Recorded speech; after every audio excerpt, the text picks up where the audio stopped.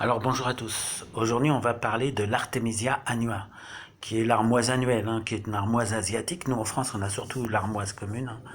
Alors que je vous montre ça, vous voyez, regardez mes grands pieds d'armoise là qui montent à plus de 2 mètres.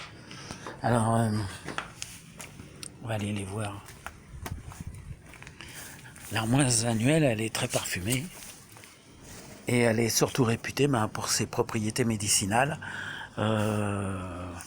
Moi j'en suis très content, c'est tout ce que je peux vous dire parce que de toute façon j'ai absolument pas la capacité de dire si c'est valable ou non.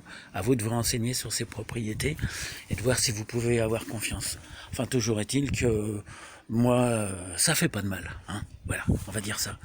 Donc les Africains eux, ils prennent ça en tisane, il faut qu'ils fassent 1 litre. 1 litre par jour, ils doivent boire 7 verres, c'est ce que j'ai lu, et puis ils soignent tout avec ça, la malaria, le palu, toutes leurs maladies graves. Alors, tous ceux qui n'ont pas d'hydroxychloroquine, parce que dans tous les pays pauvres, ils se soignent à l'hydroxychloroquine depuis 40 ans, ils prennent ça. Du coup, ça leur a fait dire, quand est arrivé le Covid, qu'on pouvait se soigner contre le Covid avec ça.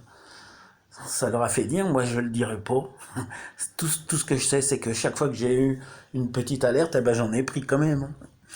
Alors, moi je le prends pas en tisane, je le prends en gélule. Je le prends en gélule et je pense que c'est ultra puissant parce que j'ai pas besoin de boire 7 verres, une seule gélule et puis ça y est quoi. Alors du coup, j'en prends un peu tout le temps dès que ça va pas.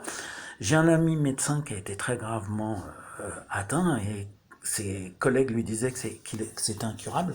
Il s'est renseigné un peu partout dans le monde. Et puis finalement, il est resté en France et il s'est rendu compte que la phytothérapie, c'était pas de la blague. Il s'est passionné pour les huiles essentielles. Et donc, du coup, il m'a dit, tu peux y aller, c'est pas du vol.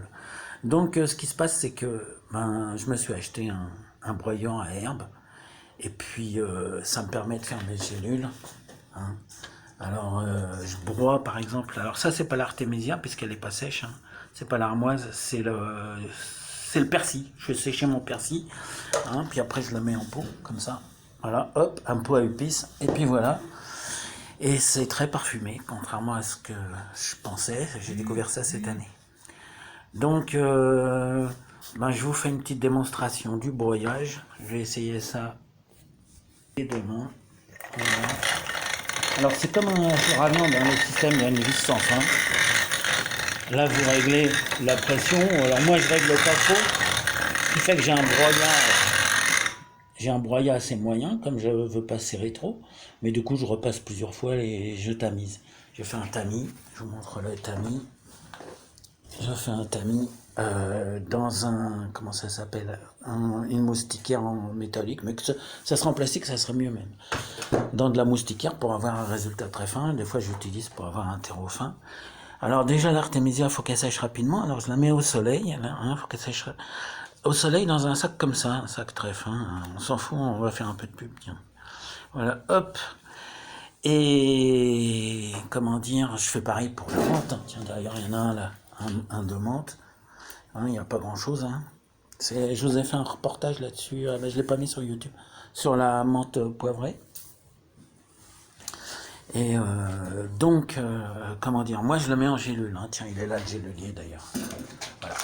Je le mets en gélule. Hop, je trouve que c'est beaucoup plus pratique à prendre que en tisane. Et puis en plus, je me fais beaucoup de gélules, des gélules de curcuma notamment, des gélules de prêle pour les articulations. Et du coup, je fais pareil pour l'artémisia. Alors, comment dire, maintenant je m'avancerai pas sur les propriétés médicinales.